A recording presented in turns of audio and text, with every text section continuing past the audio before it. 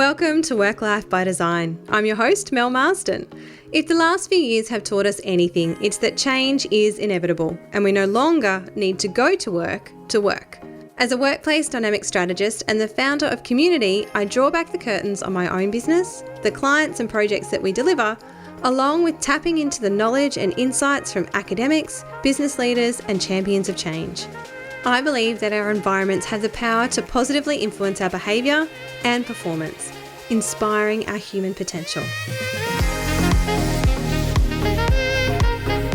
With organisations working hard to lure employees back into the workplace, this is the ideal time for us to take a fresh perspective on what it takes to elevate our workplace experience by creating an environment that people choose to come to. The role of the office has shifted from a place we need to go to work to a place that facilitates connection, collaboration, communication and learning, promoting an entirely new level of productivity, health and well-being. With this perspective, now is the time to take a wider view and look outside the typical workplace, to be inspired by how other industries create places where people choose to return to again and again. Industries such as hospitality. Today's guest is Brad Krauskopf, the founder and CEO of Hub Australia, a market-leading premium workspace-as-a-service platform renowned for its customer service and company culture. Hub delivers hospitality-driven solutions that create workspace experiences that people love. And this is something that myself and the COMUNiTI crew can vouch for as tenants of their Anzac Square space. Hub is also a BCorp, they are certified carbon neutral, are well health and safety accredited, and have been ranked 4 years running as one of Australia's best employers by the Great Places to Work program. Brad is also the founding co-chair of Flexible Workspace Australia, the peak industry body for flexible and co-working spaces. As both a tenant and a big fan of co-working, this was such a great opportunity for me to be able to sit down with Brad and learn so much more about the hospitality-led approach that the Hub are renowned for. In this episode, we chat about why the Hub have made it a priority to obtain the credentials that they have and the impact that this has had on their business. We also talk about how unshackling work from place as a result of the pandemic has changed the role that co-working spaces play and the future of work near home options. We also get into Brad's observation of whether or not the real estate market has shifted and if the office is in fact dead. We also talk about how workplaces can incorporate a hospitality-led approach and the value that this brings to its people and to place. We also explore why landlords are welcoming co-working operators into their buildings and the opportunities that this is then in turn providing for all tenants. So whether you are looking to elevate the experience of work for your people, you're considering shifting to a flexible space model with co-working, or you're just starting to plan ahead for your next lease renewal, this episode will give you food for thought on how you can create a workplace that delights your people. Okay, so today I am joined by Brad from Hub Australia. Welcome, Brad. Thanks for joining us. Yeah, thanks for the invite, Mel. Now, look, Brad, you've got a pretty impressive bio for yourself, but also for Hub in general. Can you give me a little bit of background as to, you've got the BCorp certification in there, you've got the Well Health and Safety certification, you're also on the Great Place to Work list. Why have you gone after all these credentials and how have they supported the business? Sure thing. So as Hub's mission is to create workspace experiences that businesses and their teams love. So when we go about doing that, ultimately what you need to do is, particularly post-pandemic, people aren't going into work because they necessarily have to sit at a computer and do work. People are going to work because they want to be a part of something bigger, particularly for the BCorp certification, the certified carbon neutral. These are all signals to people that they're part of a workspace that, really cares about more than just the profit and more than just producing, each unit of time. So people need to feel like they're connected with something, apart from doing right for the community and for the environment. These things also become part of the narrative and the brand. If you ask our customers at the Hub, the single biggest reason that they choose Hub, it's to help them attract and retain the best talent. So when our customers choose Hub, Hub becomes part of their narrative and their workspace that they then in turn use to attract and retain the best talent to their business. The Great Place to Work program, this was something where honestly, I wish I'd been doing this for 10 years. We'd probably be a lot further along than we are. It's 4 years now we've been a part of the program, so 4.5 years. What we realised, and what isn't exactly rocket science, was if we concentrate on creating a great place to work for our hub team, it wasn't a great leap to think that they would then create a great place to work for all of our customers. So it works hand in hand. And, if you look at our differentiators, on one side it's the customer service, and the flip side of that same coin is creating a great culture and impact for our hub team.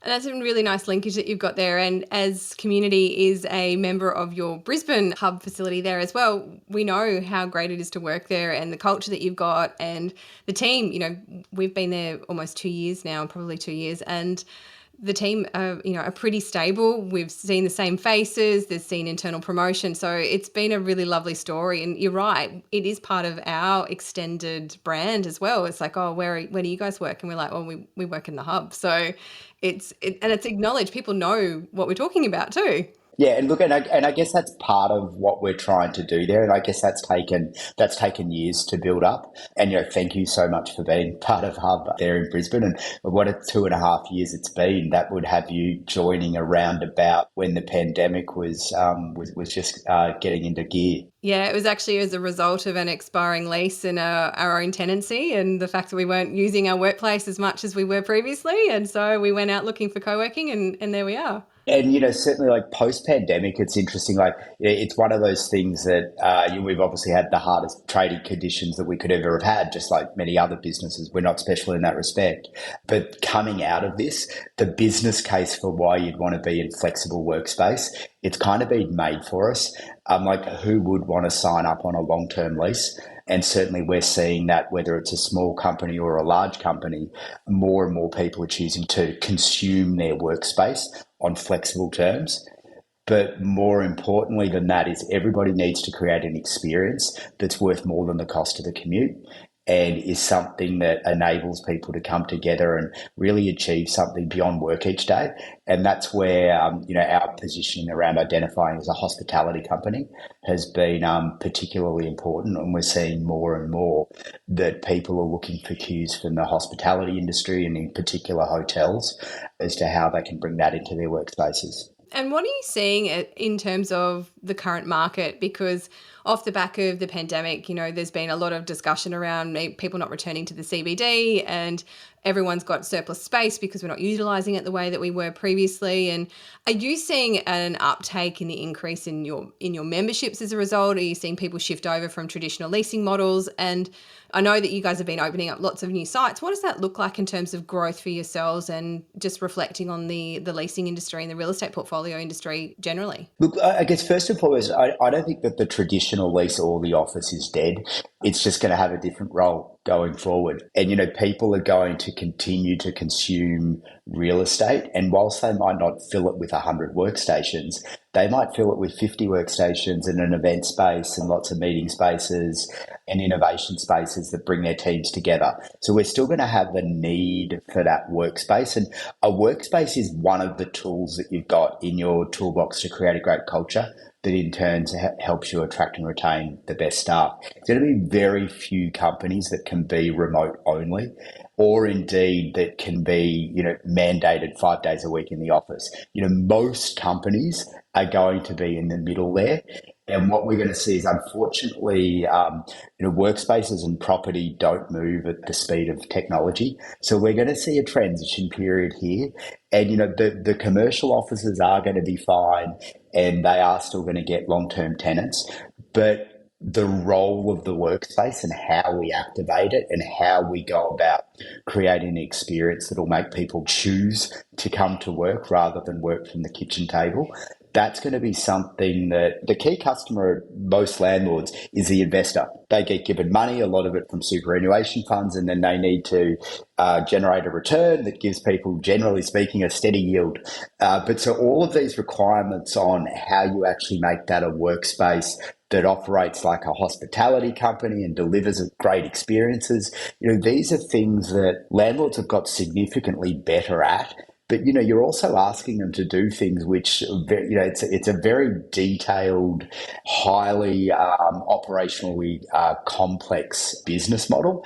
How we see the partnerships between landlords and operators, how they scale up their internal teams, all of this is just going to take time.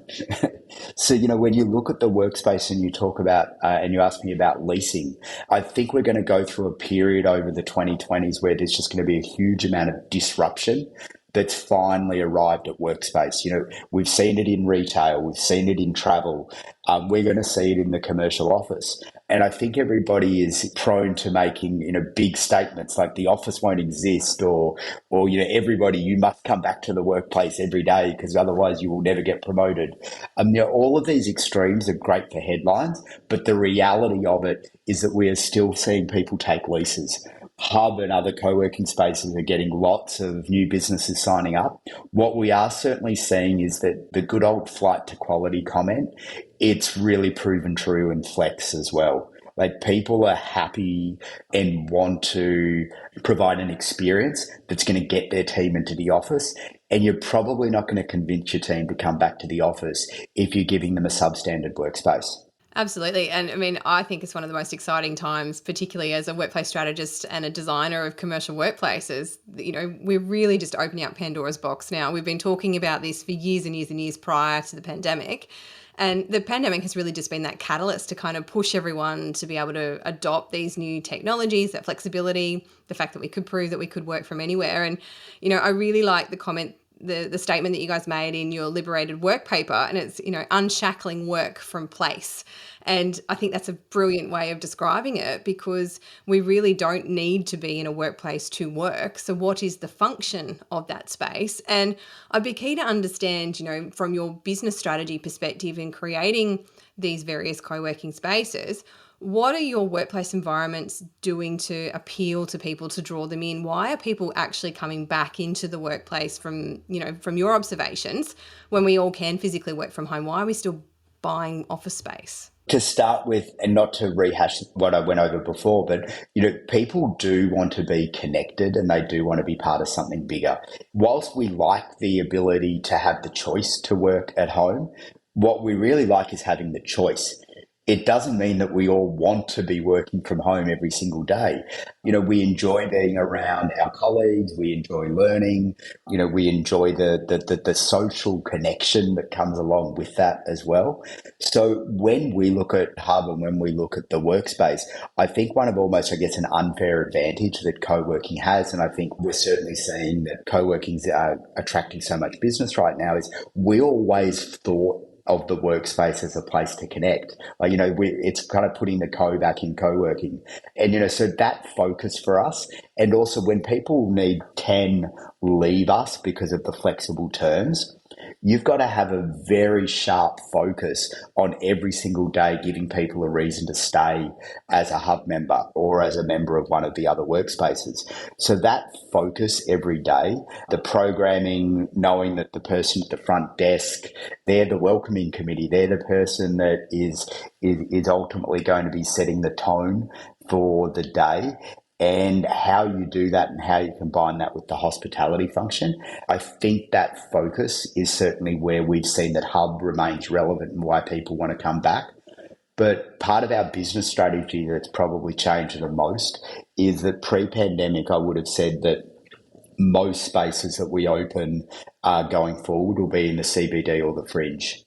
If I look at our growth plan now, most of the spaces that we're looking to open are in fringe or suburban, and then some are even in regional. We've signed a lease in Newcastle for our first regional location just recently, and we'll open up in February 2023 in Box Hill.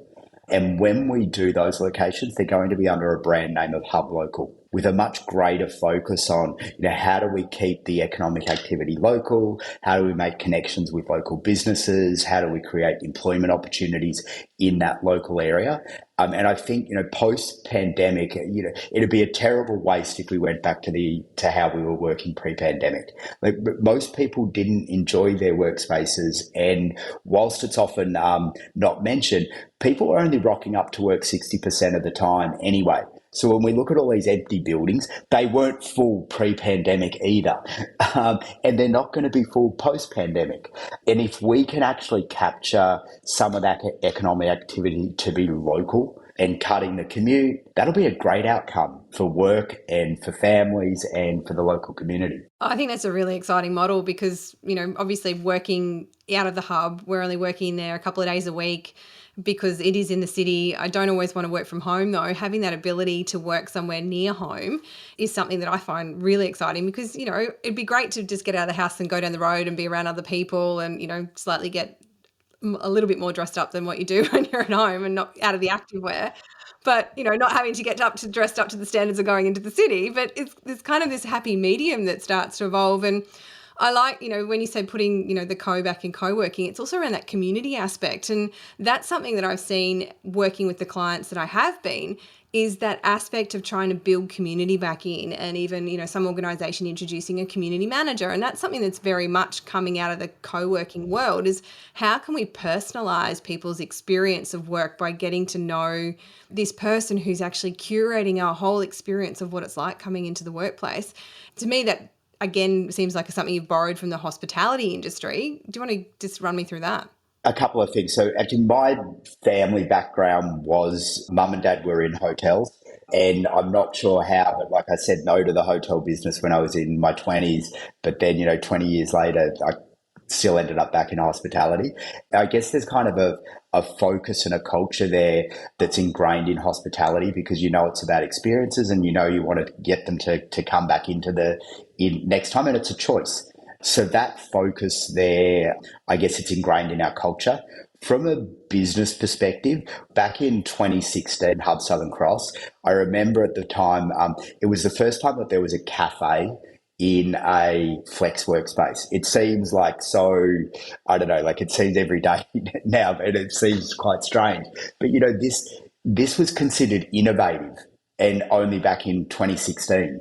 So when we look at hotels, this whole concept around their lobbies and the cafes and the end of trip facilities, whilst this isn't a last year thing, it's only this decade that in the last 10 years that people have really been thinking through how do we create that amenity that's there beyond just the workspace.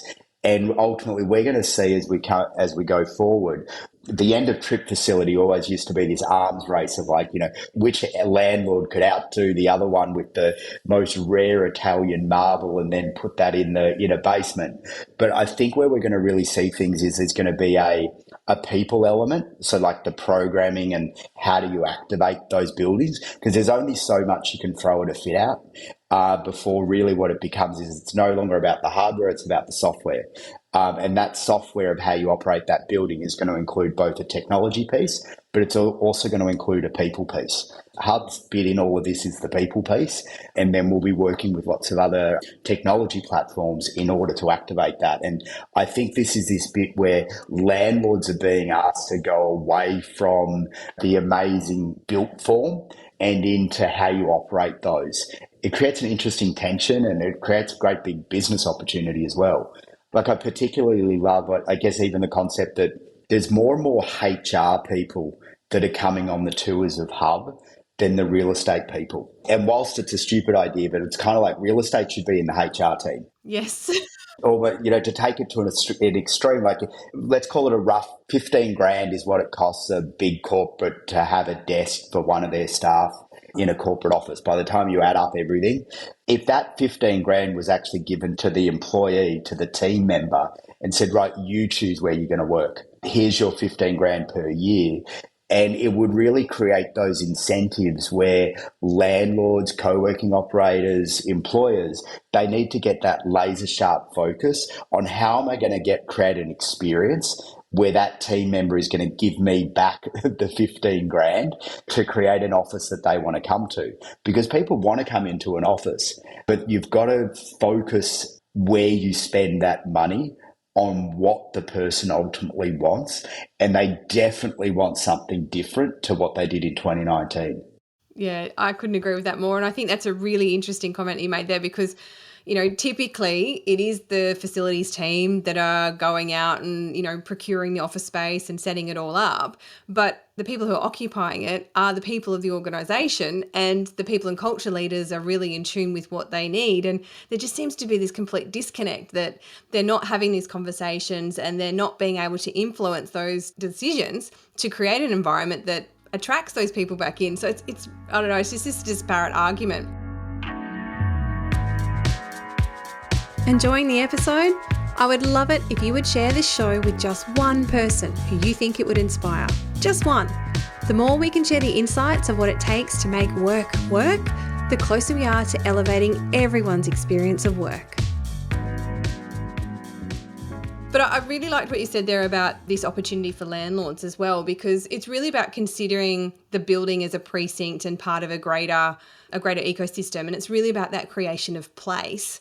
If we've got listeners here that are not of a scale that would be looking to go into a co-working space, and that's probably a question to come back to actually, but if we were looking at, choices around leasing different tenancies in different buildings, what is the value and the opportunity of going into a building that has a co-working space? What's that value proposition that landlords can be putting forward?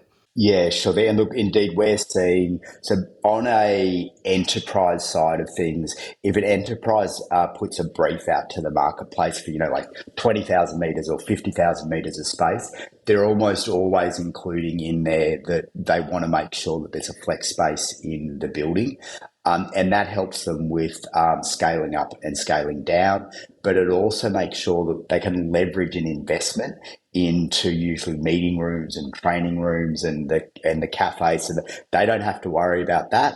They know that there's professional operators in there that are working to create an experience that ultimately will keep them in their building and then help their tenants get people back into the building. Like, nobody wants to take out a big 30,000 or 50,000 metre lease and then have their team not come in and use it.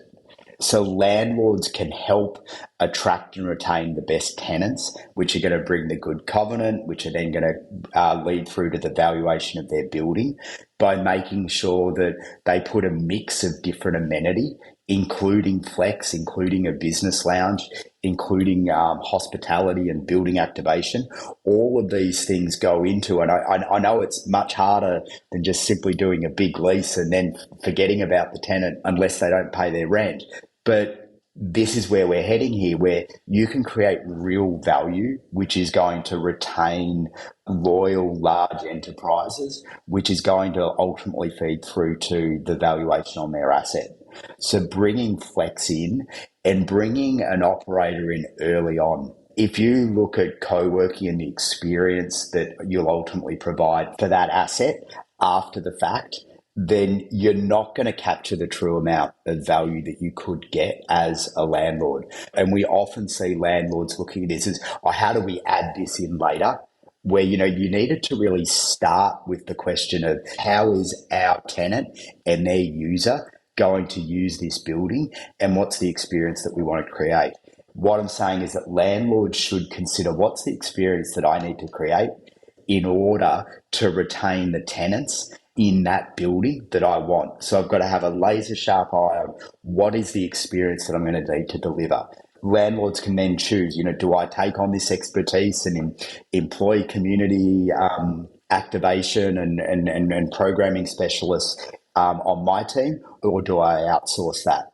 But what you do need to do is ask that question, and ask it early, and then engage either with an operator like Hub or start to build out your team internally so that you can actually deliver on day one that experience. Because if those tenants are asking their staff to come back into a building that just feels empty or non-activated, then those staff are not going to come in, because they can work from home or they can work near home.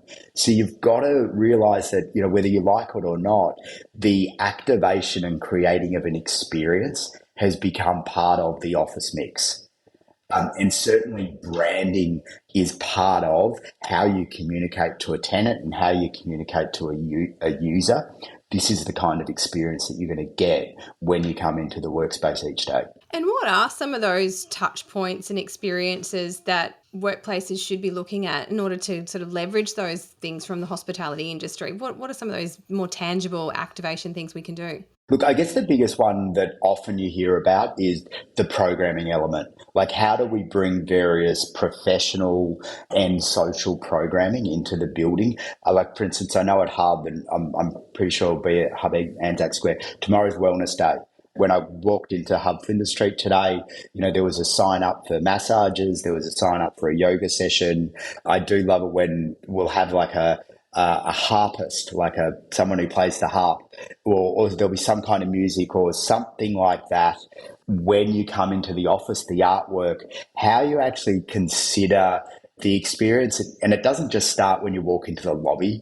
Another way we could take this conversation would be down the technology route. I'm opening up an app, and that experience is probably going to be my first experience of using that workspace for the day. And certainly hotels have known for a long time, they've really developed up that digital interaction. And now it's the workspace's turn to also do that. There's a digital side to things, and then there's a people and a programmatic side to things. I will also bring it back to remembering that, yes, you need facilities people to make sure that the building's running well and the HVAC and all of the aircon and what forth. But really what you need to be employing there are customer service people. That experience that you get from the cafe operators and from the concierges, that's a big part about setting the tone right from the word go, and then following up as if that person was a customer, not a tenant. So like we have for Hub Building Hospitality, which is our service where we work with landlords, our vision there is, how do we change the occupier experience from tenant to valued guest? And if you can think like, how do I think of this person as a guest and not a tenant? That'll give you a good starting point as how do we ultimately look to the hospitality industry and bring those elements into the commercial office space. Even just that difference in language, that changes your perception, your mindset around how you engage with that person. So I think even just simple things like that can help shift that conversation. Agreed. And look, this is exciting. Like, we don't want workspaces to be a bad experience. And, like most workspaces around the world are not great. So, if we can actually make even a small portion of them better, and then that person's day that they come into to work, that can actually have a really big impact. So like, I think it's really worthwhile whether you're in the landlord shoes, whether you're in the property and facilities team, or of course in the people and culture team, there's a huge opportunity here post-pandemic to take this as an opportunity to redefine and evolve how we work and how the relationship that we have with our workspaces. Because if we can make that a better experience when people work near home, work from the headquarters, or choose to have days at home, having that choice and having an experience across all those many hours that we work each week, that can be pretty impactful.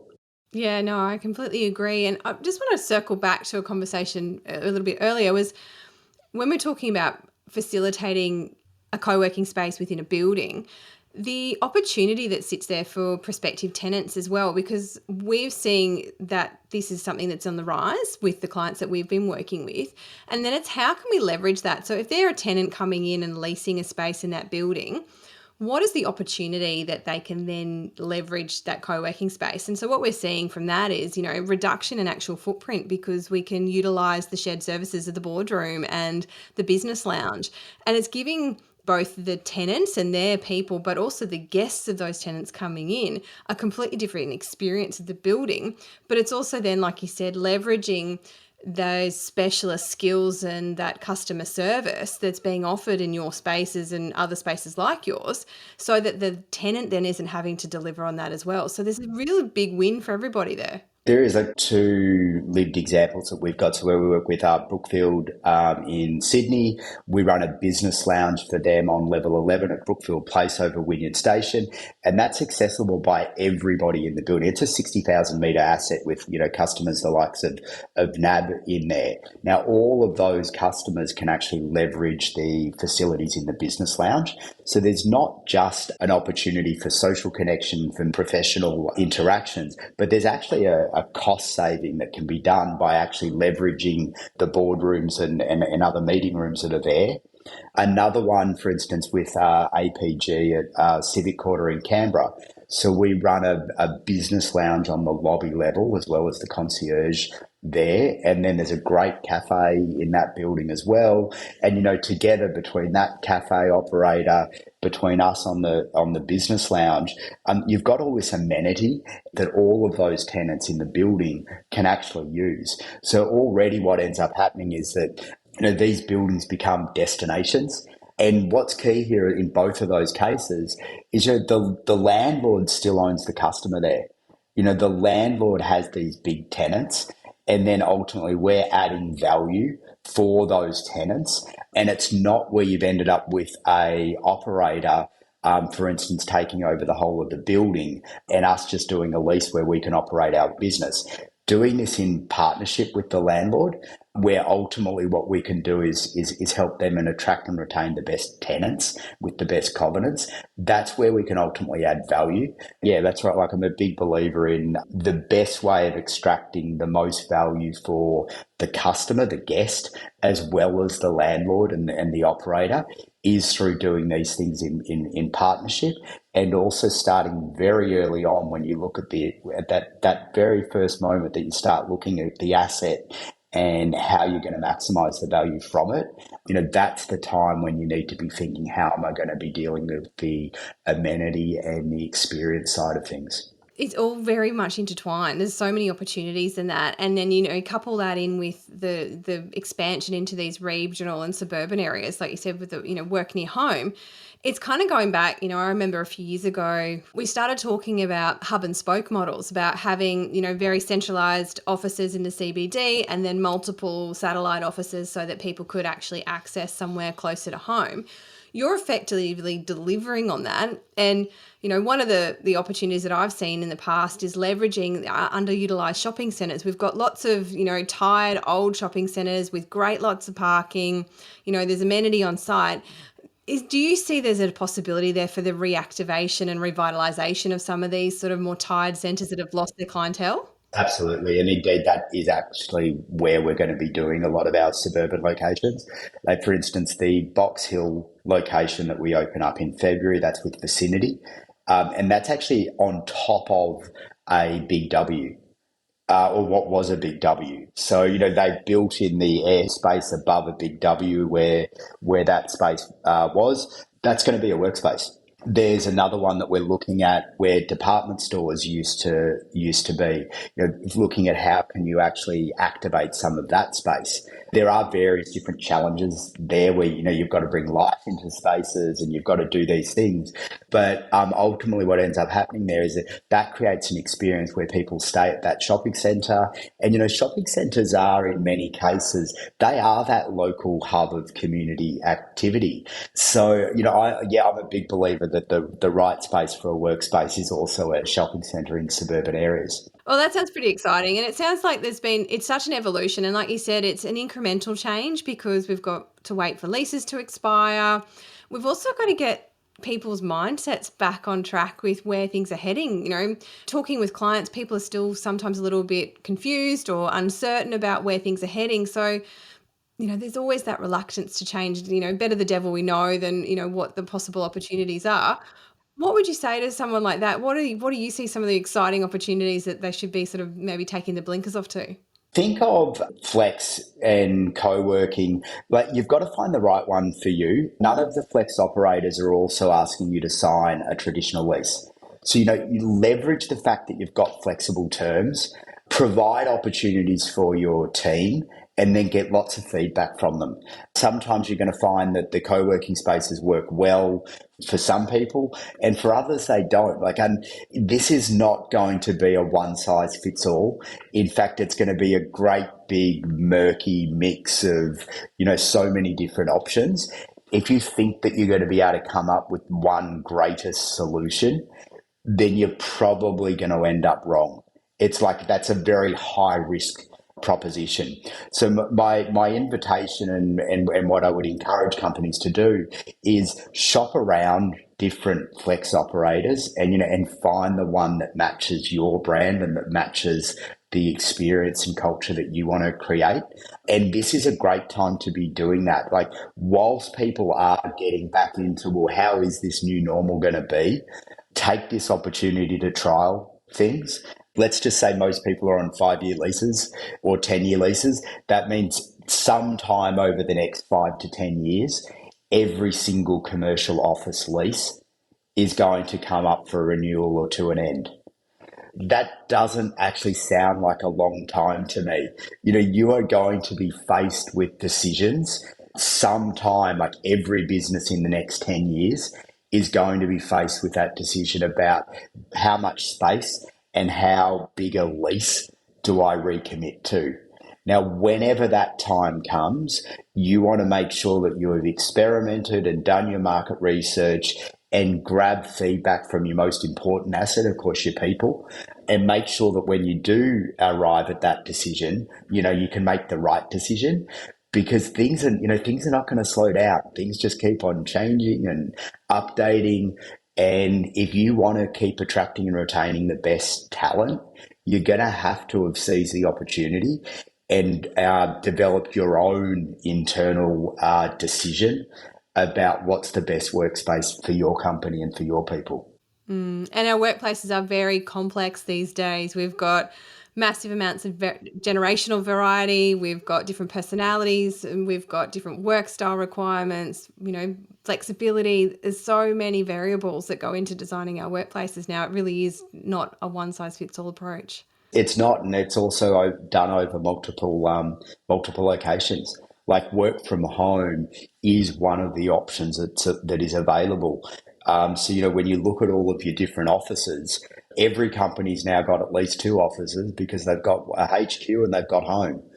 And if you add into that work near home opportunities and you add in that, the best people that you might want to employ in your Brisbane-based business might actually be in Gold Coast or they might be in Canberra or Melbourne, you're competing with other companies where, they might go and employ that person. So ultimately, we all need to figure out how we're going to continue to compete and win. And the workspace here is going to be one of the tools that you've got to put together a winning proposition that makes your business profitable, but also makes your team happy. Some great advice there, Brad. And, I think we've covered some really important topics today. And, I particularly like the hospitality approach the Hub have taken. And I think that all businesses can learn a lot from that in terms of how we can then take that and apply it into any workplace and any environment. Let's see this as an opportunity to create workspaces that people love, because that's a worthwhile opportunity to seize. Look, thank you so much for your time today, Brad. It's been a fantastic conversation. I really appreciate you joining us on the Work Life by Design podcast. Thanks very much, Mel, and thanks for basing your business at Hub in Brisbane. It's our pleasure. We love it.